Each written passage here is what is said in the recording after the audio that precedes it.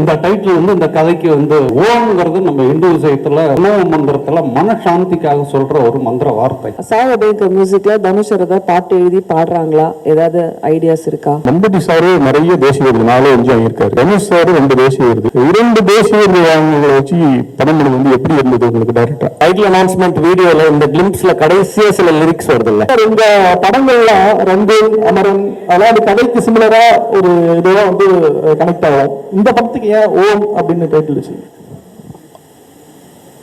Everything begins with ஓம் அப்படின்னு நான் நினைக்கிறேன். அண்ட் இதுக்கு வந்து கதைக்கும் இந்த சொல்லுக்கும் ரொம்ப தொடர்புகள் வேற வேற லெவல்ஸ்ல இருக்கு, வேற வேற லேயர்ஸ்ல இருக்கு. அடுத்தது இதை பத்தி தொடர்ந்து அடுத்தடுத்த டீசர்ஸ் கொடுக்கும்போது it's too early to explain the title நினைக்கிறேன் நான். அடுத்தடுத்த டீசர்ஸ் அண்ட் அடுத்தடுத்த மெட்டீரியல்ஸ் வரும்போது you will have the answer sir. Sir, இங்கே ஏற்கனவே கன்னடத்தில் உபேந்திரா நடித்து ஓமுன்னு ஒரு படம் வந்து மிகப்பெரிய ஹிட்டு. இன்றைக்கும் அது ரசிகர்கள் மத்தியில் இருக்குது. அதே டைட்டிலை யூஸ் பண்ணுறதுக்கு எனி ரீசன் சார்? இல்லை சார், இது வந்து இந்த படத்துக்கும் இந்த கதைக்குமான சூழலுக்கு ரொம்ப பொருத்தமான ஒரு வார்த்தையாக இருந்தது. இப்போ நிறைய டைட்டில்ஸ் ரிப்பீட் ஆகுது. இப்போ நம்ம ஏற்கனவே பண்ண படம் கூட அது முன்னாடி 90s ஏர்லியராக வந்த கார்த்திக் சாருடைய படம் தான். அது நம்ம பண்ணது மட்டும் இல்லை, மற்ற ஃபில்ம் மேக்கர்ஸ் பண்ணுற படமும் Love Today are many films, even தனுஷரோட நிறைய படங்கள் கூட பழைய படங்களுடைய டைட்டில்ஸை ரிப்பீட் பண்ணியிருக்கு. பட் இது வந்து ஏதோ ஒரு சென்சேஷனுக்காக வைக்கப்பட்ட ஒரு டைட்டில் இல்லை. இந்த கதைக்கும் நான் ஒவ்வொரு முறையும் கதையோட தலைப்பை எழுதிட்டு அப்புறம் தான் ஸ்க்ரீன் பிளே எழுதுவேன். அந்த மாதிரி இதுவும் ஒரு முக்கியமான தலைப்பாக ஃபைனல் டிராஃப்டில் நம்ம ஆரம்பிக்க முன்னாடியே எழுதி அதுக்கப்புறம் தொடங்கின ஒரு திரைக்கதை தான் இது. ஸோ இதுக்கும் கதைக்கும் ஆழமான ஒரு சம்பந்தம் இருக்கிறதுனால தான் இருக்கு சார். சார் ராஜ்குமார் சார், நான் வேலையில வச்சிருந்தேன் கார்த்திக் சார். இந்த சாப்பு பேக்ரவுண்டு, சிகப்பு பேக்ரவுண்ட் கம்யூனிசத்தை குறிக்குதா செம்மரத்தை குறிக்குதா? இல்லை சார், அதுலேயே வந்து எழுத்தாக என்னென்ன விவரிச்சிருக்கு. அதில் வந்து சாப்டர் 1 உதிரம் த பிளட் வுட் அப்படின்னு இந்த ஓம்ங்கிற படத்துக்குள்ள இந்த பார்ட் 1, அதாவது சாப்டர் 1 அப்படிங்கிறது உதிரம் த பிளட் வுட் அப்படின்னு இருக்கு. அதுலேயே அது it is there is nothing to hide. அதில் பிக்சர்ஸில் இருக்கு, விஷுவல்ஸில் இருக்கு, கேப்ஷன்ல இருக்கு. இது எது சம்மந்தப்பட்டது கான்ஃபிளிக்ட் அப்படிங்கிறது அதை கொஞ்சம் பார்த்தாலே புரிஞ்சிரும்னு நினைக்கிறேன். கண்டிப்பா சார். அதே மாதிரி நீங்க அமரன்ல வந்து இந்திய ராணுவத்தை இந்தியர்களை பெருமைப்படுத்தினீங்க. இதுல வந்து செம்மர கடத்தல்னாலே தமிழர்கள் தான் கடத்துறதா ஆந்திராவில் அடிச்சு கொள்ளுவாங்க அப்படின்லாம் நம்ம கேள்விப்பட்டிருக்கிறோம். இது தமிழர்களை பெருமைப்படுத்துற மாதிரி சோ இல்லை, இது வந்து சார் எந்த சாராரையும் பெருமைப்படுத்துவதற்கோ இழிவுபடுத்துவதற்கோ எடுக்கப்படுற ஒரு படம் இல்லை. இது இருக்கிற சூழ்நிலைய ஒரு கமர்ஷியல் சினிமாவா அதே மாதிரி சிந்திக்க வைக்கிற ஒரு சினிமாவா பிரசன்ட் பண்ற ஒரு படமா இருக்கும் இது. அதே மாதிரி கார்த்திகேயன் மம்முட்டி சார் பேர் சொன்னீங்க. இவர் பேர் அண்ணாமலையா? அண்ணாமலைக்கு ஆராய்கிறாங்கிற ஒரு தனுஷ் என்ட்ரி ஆகிறப்போ இதுல என்ன பேர் சொல்லல சார். அவங்க சொல்றது அண்ணாமலையாருக்கு அரோகரான்னு சொல்றாங்க சார். டாக்டர் சார், இப்போ இந்த ஓம்ங்கிற வார்த்தைக்கு சமஸ்கிருதத்தில் சோம்னு ஒரு வார்த்தை இருக்குது. அதாவது சோமபானம் சுராபானம்னு சொல்லுவாங்க. அந்த சோமுங்கிற வார்த்தை மருவி தான் ஓமா வந்திருக்கு. சோம்னு சொன்னா கஞ்சான ஒரு பொருள் இருக்கு.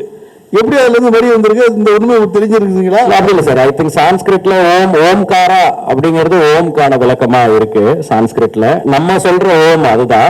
அண்ட் அதை தாண்டி இந்த ஓம்க்கு வந்து படத்துக்குள்ள டிராவல் பண்ணும்போது படம் வெளியாகிறதுக்குள்ள அதுக்கான எக்ஸாக்ட் விளக்கம் என்ன, இந்த படத்துக்கும் ஓம் அப்படிங்கிற சொல்லுக்கான சம்பந்தம் என்னங்கிறது ரொம்ப ஈஸியா எல்லாருக்கும் புலப்படுற ஒரு விஷயமா இருக்கும் அடுத்தடுத்து பண்ற ப்ரொமோஷன்ஸ்ல. ஸோ இதுல அந்த அளவுக்கு இது எனக்கு புது இன்ஃபர்மேஷனா இருக்கு நீங்க சொல்றது.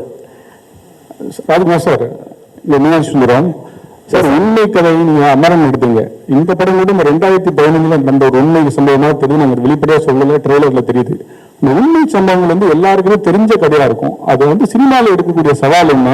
அப்புறம் வந்து இதுதான் தனுஷாருடைய லைஃப்லயே பெரிய பட்ஜெட்ல உருவாயிருந்தாங்க. இந்த கதைக்கு ஏன் அவ்வளவு பெரிய பட்ஜெட்? இல்லை சார், இன்னைக்கு வந்து ஃபர்ஸ்ட் நான் வந்து இந்த உண்மை சம்பவங்கள் பத்தி நீங்க சொல்றதுக்காக சொல்றேன். ஐ திங்க் எல்லா கதையும் எனக்கு தெரிஞ்சு எல்லா ஃபில்ம் மேக்கர்ஸுமே வந்து they inspire ideas from they get inspired for ideas for concepts from daily life இல்லை அவங்க வாழ்க்கையில் நடந்த சம்பவங்கள், இல்லை அவங்க ஃப்ரெண்டு வாழ்க்கையில் நடந்த சம்பவங்கள். ஸோ என்ன ஜானர் நான் படம் பண்ண நினைக்கிறோங்கிறது தான் முக்கியம்னு நினைக்கிறேன் நான். ஸோ போன படம் வந்து ஒரு பயோகிராஃபிக்கல் பிக்சர், ஒரு மிலிட்ரி பேசிஸில் பண்ண ஒரு படம். அது ஒரு ஆர்மி சோல்ஜர், ஒரு ஆர்மி மேஜருடைய வாழ்க்கை படமாக வந்தது. அது இப்போ பண்றது அதுக்குன்னு சில தன்மைகள் இருக்கு. பட் எந்த படமா இருந்தாலும் வெறும் அந்த உண்மை சம்பவத்தை மட்டுமே எடுத்து நம்ம படம் பண்ணோம்னா அது வந்து அதுக்கு ஸ்கிரீன் பிளேன்னு ஒன்று ரொம்ப முக்கியம். ஸோ அந்த screen play decides every thing. கற்பனை கதையா இருந்தாலும் உண்மை கதையா இருந்தாலும் ஐ திங்க் அதுதான் that makes the difference for the result sir. நீங்க கேட்ட ரெண்டாவது கேள்வி அதிக பட்ஜெட் அப்படிங்கிறது வந்து ஐ ட்ரூலி பிலீவ் இன்னைக்கு வந்து மார்க்கெட் சைஸ் வந்து எக்ஸ்பேண்ட் ஆயிருக்கு. நம்ம வந்து அதை எல்லாருமே பார்க்குறோம். ஒரு படம் நல்லா போச்சு அப்படின்னா ஒரு சிறிய பொருட்செலவில் எடுத்திருந்தாலும் சரி, வளர்ந்து வரும் நடிகர்கள் இல்லை புதுமுக நடிகர்கள், even Malayalam cinema or any region வந்து இப்போ இன்னைக்கு வந்து பேரியரா இல்லாம ஒரு சின்ன படம் கூட வந்து, அதாவது கம்மி பொருட்செலவில் எடுக்கப்பட்ட ஒரு படம் கூட வந்து இன்னைக்கு crores and crores of money collect பண்றதை நம்ம பார்க்க முடியுது. ஸோ அதுக்கு காரணம் வந்து ஆடியன்ஸ் இன்னைக்கு வந்து எல்லாராலையும் எல்லா இடத்துக்கும் போய் ரீச் பண்ணிட முடியுது. அதனால பட்ஜெட் அப்படிங்கிறது அந்த படத்தோட கதைக்கு தேவையான ஒரு விஷயமா இருக்கு. காட்டு பகுதிகளில் நடக்கும்போது ஏதாவது விபத்துகள் ஏற்பட்டு அவங்க வந்து உண்மையான டாக்டரா வந்துட்டு ஏதாவது ஒர்க் பண்ணாங்களா? வந்து இல்லை சார், அவங்களுக்கு வந்து அவங்களுடைய ஆக்டிங்க்கு ஆக்டர்ஸா அவங்க ரோல்ஸுக்கு ப்ரிப்பேர் ஆகிறதுக்கு இந்த படத்துல வேலை சரியா இருக்கு ரெண்டு பேருக்கும். இன்னொன்று ப்ரொடக்ஷன் ஹவுசஸ், அதாவது ப்ரொடியூசர்ஸ் வந்து முன்னேற்பாடுகளோட ரெடியா இருக்காங்க. அதனால எந்த வித விபத்துகளும் நாங்கள் இது வரைக்கும் சந்திக்கல. அண்ட் அப்படி ஏதாவது சின்னதா பிரச்சனை, சில இடர்பாடுகள் வரும், சில தடங்கல்கள் ஏதாவது இருந்தா கூட அது வந்து அவங்க ரொம்ப துரிதமா செயல்பட்டு உடனே அதை சரி பண்ணி கொடுத்துட்றாங்க. ஸோ அந்த மாதிரி சுச்சுவேஷன் எதுவும் வரல சார். அமரன் படத்துலையும் சாய் பல்லவி இருந்தாங்க, ஓம்லேயும் இருக்காங்க. பர்டிகுலராக என்ன ஸ்பெஷல் ரீசன் அவங்க இந்த படத்தில் கமிட் பண்ணியிருக்கீங்க? செகண்டரி சாய் அபயங்கர் மியூசிக்கில் தனுஷ் ஏதாவது பாட்டு எழுதி பாடுறாங்களா? ஏதாவது ஐடியாஸ் இருக்கா? இல்லை, இப்போ நம்ம பார்த்த இந்த டைட்டில் அனௌன்ஸ்மெண்ட் வீடியோவில் இந்த கிளிம்ஸ்ல கடைசியாக சில லிரிக்ஸ் வருது இல்லை, வீரா அப்படின்னு, அது வந்து தனுஷ் சார் எழுதுனது தான். அது அந்த வரிகள் கூட தனுஷ் சார் எழுதுனது தான். அண்ட் ஏற்கனவே படத்துக்காக ஒரு சாங் வந்து ஃபிலிம் பண்ணிட்டோம். அண்ட் சாய் பல்லவி அவங்க இந்த படத்தில் இருக்கிறது வந்து அவங்க மட்டும் இல்லை, நான் எப்பயுமே ஒரு கேரக்டருக்கும் ஆர்டிஸ்ட் சூஸ் பண்ணும்போது ஒரு பெர்ஃபார்மர் அந்த ரோலுக்குள்ள வரணும்னு நினைப்போம். ஸோ அப்படி அவங்களுக்கு சூட்டபிளாக இருக்கிற ஒரு ரோலுக்கு அவங்க நடிக்கிறாங்க. இதில் அந்த படத்துலையும் அவங்களுக்கு அந்த ரோல் ரொம்ப சூட்டபிளாக இருந்துச்சு, அதனால பண்ணாங்க. எஸ். இங்கே ஷாலினி, ஆக்சுவலி மம்பூட்டி சார் அவரோட படங்களே வந்து அவ்வளோ ஈஸியான கதையோ கேரக்டரோ சூஸ் பண்ண மாட்டார். ரொம்ப சாய்ஸ் ரொம்ப வந்து யூனிக்காக இருக்கும்.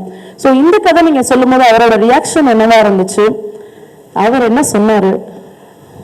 இல்லை, மம்பூட்டி சாரை நான் வந்து உடனே பார்க்க முடியல. நான் ஆக்சுவலாக ட்ரை பண்ணி ஒரு 6-7 months ஆச்சு சாரை பார்க்கறதுக்கு. சாருக்கு வேற ஒரு சுச்சுவேஷன் இருந்துச்சு. பட் நான் கதை சொல்றதுக்கு ஒரு நாள் அவர் சென்னையில் இருக்கும்போது அவர் என்னை கூப்பிட்டுருந்தார். நான் அதுக்கு முன்னாடி அவரோட டச்சில் இருந்தேன். சென்னைக்கு அவரோட வீட்டுக்கு வந்திருக்கும் போது கூப்பிட்டுருந்தாரு. அப்போ நான் போய் மீட் பண்ணி ஒரு 2 மணி நேரம் நான் அந்த கதையை அவருக்கு எக்ஸ்பிளைன் பண்ணேன். அது பேசி முடிக்கும் போது அவருக்கு சில டவுட்ஸ் இருந்தது. அந்த டவுட்ஸை கேட்டுட்டு அன்னைக்கு அந்த மீட்டிங்லேயே நான் இந்த கேரக்டர் பண்றேன் அப்படின்னு சொன்னாரு. ராஜ்குமார் சார், மம்பூட்டி சாரு நிறைய தேசிய விருது 4-5 வாங்கியிருக்காரு. தனுஷ் சாரு 2 தேசிய விருது. 2 தேசிய விருது வாங்கினதை வச்சு படம் பண்ணது வந்து எப்படி இருந்தது உங்களுக்கு டைரக்டா? ரொம்ப சுலபமா இருந்தது. என்ன சார், அவங்க 2 பேருமே வந்து they come with their own legacies and அவங்களுக்கான ஒரு கிளாரிட்டியோட வராங்க. ஸோ கம்யூனிகேஷன் ஃபர்ஸ்ட் ரொம்ப ஈஸி ஆயிடுது. அப்புறம் அவங்களுடைய கொலாபரேஷன் வந்து ரொம்ப படத்துக்கு ஹெல்ப்பா இருக்கு. அது ஒரு டைரக்டர்ஸ் டிலைட் இந்த 2 ஆக்டர்ஸுமே. சார் ராஜ்குமார் சார், இங்கே விஜயானந்த், வாழ்த்துக்கள் சார். டைட்டிலும் கிளிம்ஸ் ரொம்ப சூப்பராக இருந்தது, மேக்கிங் நல்லா இருந்தது. தேங்க்யூ. இந்த 2 சாப்டர்னு சொல்லிட்டீங்க. ஸோ 2மே இப்போவே ஷூட் பண்ணுவீங்க? இல்லை ஃபர்ஸ்ட் பார்ட் ரிலீஸ்க்கு அப்புறம் தான் செகண்ட் பார்ட் பற்றி இருக்கணும்? ஸ்கிரிப்ட் ஒர்க் முடிச்சா சார் 2க்கும்? இல்லை சார், இது வந்து முதல் சாப்டர் தான் இப்போ ஷூட் பண்ணிட்டு இருக்கோம். இது முடிச்சதுக்கு அப்புறம் தான் அடுத்ததுக்கான ஒர்க் எல்லாம் அப்பதான் ஆரம்பிக்கும். ஸ்கிரிப்ட் ஒர்க்குன்றதை தாண்டி இதுக்குன்னு ஒரு பெரிய ரிசர்ச் ஒர்க் நடந்திருக்கு. ஸோ அது ஒவ்வொரு பகுதியாக வரும் அப்படிங்கிறது தான் சார். அண்ட் இந்த சாப்டர் 1க்கு ஒரு தொடக்கம், ஒரு மிடில், ஒரு எண்ட் அப்படின்னு இந்த படத்தோட கதை முழுமையா இந்த பார்ட்லயே முடிஞ்சிடும். இந்த சாப்டர் 1லயே அது முடியும். S. Sir, Akshay from the Newman Express. Sir, here. Yes. Yeah. Hi, sir. And நீங்கள் வந்து இந்த டைட்டில் அனௌன்ஸ்மெண்ட்டுக்கு அப்புறம் ஒன்று சொல்லியிருந்தீங்க, இந்த மாதிரி வந்து தனுஷ் சார் வந்து ஆர்டிஸ்டிக் சென்சிபிலிட்டிஸ் அண்ட் கமர்ஷியல் சினிமாக்கான சென்சிபிலிட்டிஸை வந்து நல்லா இது பண்ணியிருந்தாரு, பேலன்ஸ் பண்ணியிருந்தாருன்னு சொல்லிட்டு. How was it for you to write? ஏன்னா இப்போ ஸ்டார்ஸுமே நிறைய வந்துட்டாங்க, மம்முட்டி சார் அண்ட் தனுஷ் சார். உங்களுக்கு அந்த சென்சிபிலிட்டிஸை பேலன்ஸ் பண்ணுறது எப்படி இருந்துச்சு ரைட்டரா? இல்லை சார், இது வந்து ஆக்டர்ஸை காஸ்ட் பண்ணிட்டு அப்புறம் போய் எழுதின ஸ்கிரிப்ட் இல்லை. இது நம்ம ஸ்கிரிப்ட் பண்ணிட்டு ஐயோ இந்த கேரக்டர் இவங்க பண்ணால் நல்லா இருக்குமேனு அவங்களோட அப்பாயின்மெண்ட் அந்த அவங்களோட லிசனிங் அந்த நரேஷன் டைம் கிடைக்கிற வரைக்கும் வெயிட் பண்ணி ஒவ்வொருத்தரையும் காஸ்ட் பண்ணி இவங்க எல்லாரும் உள்ள வந்திருக்காங்க. ஸோ அவங்களுக்கு அந்த கேரக்டர் கேட்கும்போது அவங்களுக்கு பிடிச்சிருந்தது. யாரும் வந்து இப்படி பண்ணுங்க அப்படி பண்ணுங்கன்னு சொல்லி எந்த ஒரு அந்த மாதிரி விவாதங்களுக்குள்ள இது ஃபார்ச்சுனேட்லி போகல. ஸோ எல்லாரும் சந்தோஷமா அவங்கவுங்க பார்ட்ல வந்து நடிக்க வந்திருக்காங்க. அண்ட் என்கிட்ட ஏற்கனவே இதுக்கான கேரக்டர்ஸ் இருந்தது, அந்த செட்டப் இருந்தது, அதனாலதான் அவங்களை காஸ்ட் பண்ண முடிஞ்சது sir. Sir Rajesh yes sir. Sir வாழ்த்துக்கள். முதல்ல அமரன்ற ஒரு நல்ல படத்தை கொடுத்தீங்க, ஒரு ஹீரோவா பண்ணீங்க, பக்காவா பண்ணீங்க. பட் இந்த படத்துல வந்து பார்த்தா ஒரு ஃபாரஸ்ட் பிரிகண்டை வந்து ஒரு ஹீரோவா காட்டுற மாதிரி இருக்கு டீசர் எல்லாம் பார்க்கறதுக்கு. பட் இதை நீங்க எப்படி பார்க்கணும்? ஒரு ஹீரோவா காமிச்சிங்க, பட் இந்த மாதிரி ஒரு நெகட்டிவ் ஷேடா இருக்கவங்களை ஹீரோவா காமிச்சா நெக்ஸ்ட் சொசைட்டி எப்படி இருக்கும்ன்றதை நீங்க ஃபீல் பண்றீங்க சார்? ஏன்னா வந்து ஃபாரஸ்ட் பிரிகண்ட்ன்றது ஒரு தப்பானது தான், காட்டை அழிக்கிறவங்க தான். இதுல வந்து நீங்க சொல்ல வர்றது வந்து இந்த காட்டை அழிக்கிறதுக்கு உறுதுணையாக இருக்கக்கூடிய அந்த கூலி ஆட்கள் திருவண்ணாமலை காமிச்சிருக்காங்க. ஏன்னா நீங்க இங்க இந்த ராயல்சீமா அந்த சைட்ல எல்லாம் பாத்தீங்கன்னா பிளஸ் திருப்பதி அந்த சைட்ல எல்லாம் வந்து ரெட் சாண்டர்ஸை வந்து அறுக்கிறதுக்கோசரம் இங்க இருந்தா கூப்பிட்டு போறாங்க, திருவண்ணாமலையில இருந்தா. அதை பேஸ் பண்ணி தான் இந்த புஷ்பான ஒண்ணு பண்ணாங்க. அங்கேயும் வந்து ஒரு ஃபாரஸ்ட் பிரிகண்டை வந்து அவனை தான் ஹீரோவா காமிக்கிறாங்க. பட் உங்க படத்துல எப்படி காமிச்சிருக்கீங்க? இதுல வந்து அதை தான் வந்து நீங்க முக்கியத்துவம் காட்டுறீங்களா? அதான் சார், இது வந்து இப்போ நீங்க படத்துல பார்த்தது வந்து ஒரு காட்சி. அந்த காட்சியை வச்சு ஹீரோடைய கேரக்டர் என்ன, இதுல நம்ம என்ன சொல்ல வரோம் அப்படின்னு ஒவ்வொருத்தருக்கும் ஒரு பெர்ஸ்பெக்டிவ் தோணும். மேபி அந்த டிஸ்கஷன்ஸ் ஓப்பன் பண்றதுக்கு தான் நம்ம ஒரு வீடியோ கொடுக்குறோம்.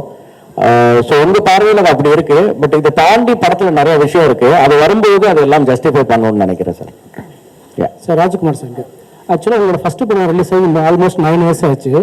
ஸோ இப்போ நீங்கள் மோஸ்ட்லி 3 films தான் பண்ணியிருக்கீங்க. ஸோ நீங்களும் ஒரு படைப்பாளிகள் இவ்வளோ டைம் எடுத்துக்கிறீங்க. ஃபர்ஸ்ட் காரணம் பிரம்மாண்டத்திற்காகவா இல்லை ஹீரோயோட கால் ஷீட்டுக்காகவா? ஏன்னா நீங்கள் மட்டும் இல்லை, இப்போ 96 பிரேமா இருக்கட்டும், துருவங்கள் 16 கார்த்திக் நாராயணா இருக்கட்டும், இவங்க எல்லாருமே ரொம்ப டைம் எடுத்துக்கிறாங்க. குறைந்தது அந்த நித்திலனா இருக்கட்டும். ஸோ என்ன இவ்வளோ டிலே ஆகுது அப்படின்னு தெரியல சார். இது ஒரு படத்துக்கும் ஒவ்வொரு விதமான படிப்பினைகள் வரும். இப்போ பார்த்தீங்கன்னா நான் இப்போ இந்த படம் வந்து February 20 ஷூட்டிங் ஆரம்பித்தோம், October 16 ரிலீஸ்னு போட்டிருக்கோம். கரெக்டாக 8 மாதம் நினைக்கிறேன், 8-9 மாசமா தெரியல எனக்கு. 8 மாசத்துல அந்த படத்தை முடிச்சு ரிலீஸ்க்கு கொண்டு வரோம். ஸோ இப்படியும் சில நேரங்களில் அனுபவங்கள் இருக்கும். பட் நீங்கள் கேட்ட கேள்விக்கு பதில் சொல்லணும் அப்படின்னா, சினிமா அப்படிங்கிறது வந்து ஒரு டைரக்டர் கதை எழுதி வீட்டில் ரெடி ஆகிட்டா மட்டும் படம் பண்ணிட முடியாது. அதில் நிறைய விஷயங்கள் கோஇன்சிடென்டலாக சேர்ந்து வரணும், அதுக்கு ஒரு அமைப்பு வரணும். அது எல்லாரும் சேர்ந்து எல்லா விஷயங்களும் சேர்ந்து அமையும் பொழுது தான் ஒரு படம் நடக்குது. அண்ட் சம்டைம்ஸ் தாமதங்கள் ஏற்படும், தடங்கல்கள் வரும்.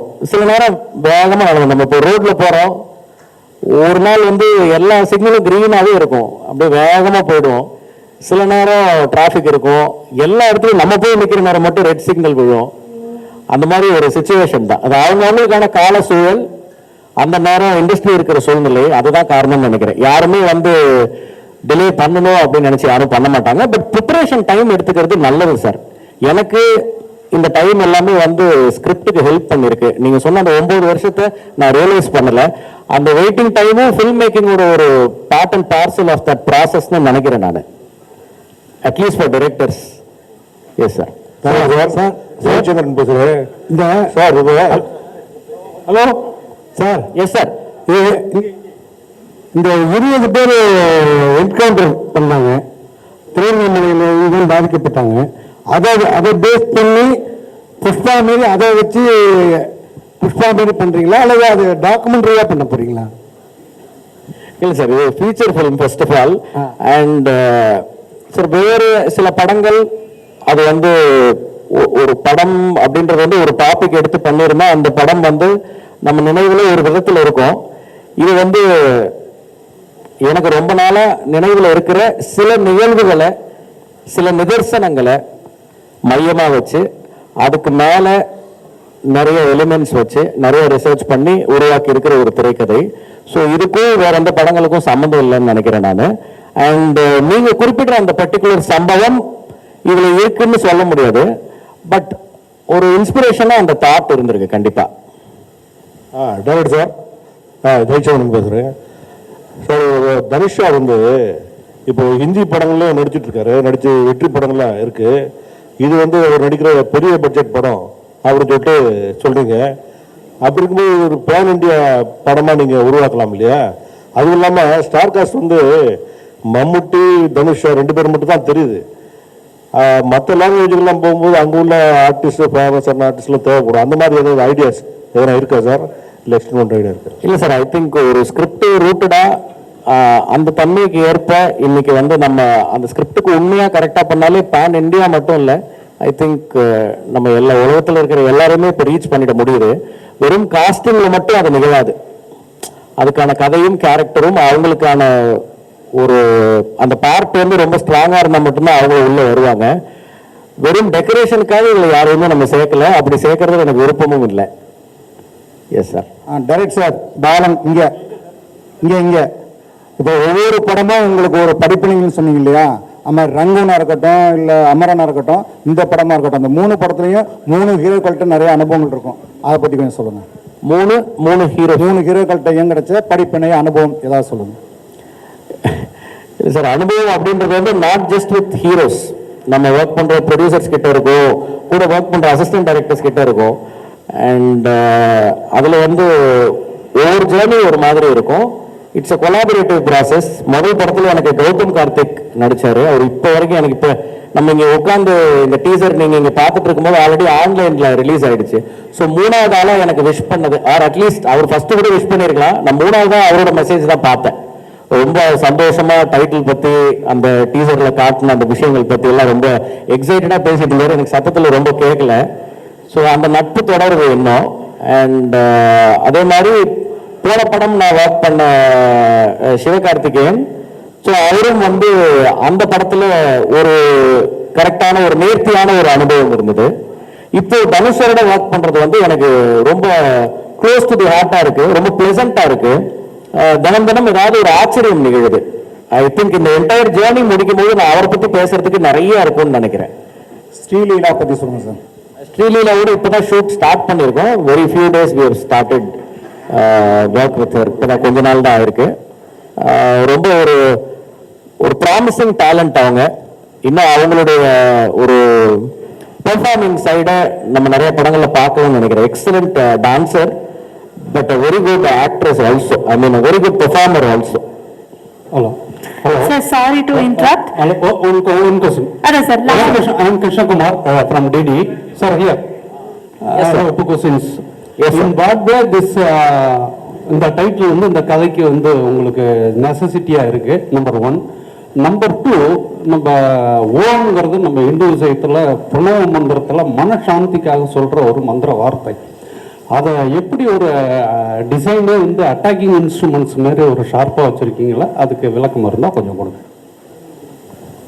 இல்லை சார்,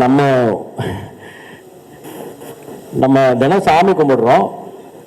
பல்வேறு மாதிரியான கடவுள்கள் நம்மளோட வழிபாட்டு முறையிலேயே இருக்கு. ஸோ ஒவ்வொருத்தருக்கும் ஒவ்வொரு வாகனங்கள் இருக்கு, கையில் ஆயுதங்கள் இருக்கு, சாந்தமாகவும் இருக்கு, எல்லாமே எல்லாத்துலயும் இருக்குன்னு நினைக்கிறேன். ஸோ அது ஒரு முக்கியமான ஒரு விஷயமா ஒரு பேசு பொருளாக இருக்காதுன்னு நினைக்கிறேன் நான். நீங்க கேட்ட கேள்விக்கு ரிலேட் பண்ணி சொல்லும்போது அண்ட் இந்த வார்த்தை கதைக்கு எவ்வளவு பொருத்தமா இருக்கு அப்படிங்கிறது நான் ஏற்கனவே நிறைய பேர் இதே கேள்வியை மாத்தி மாத்தி கேட்டாங்க. அவங்க எல்லாருக்கும் சொன்னதுதான் திருப்பி சொல்றேன். அடுத்தடுத்த பார்வைகள் வரும்போது அது தெளிவா புரிஞ்சிரும்னு நினைக்கிறேன் சார். நன்றி.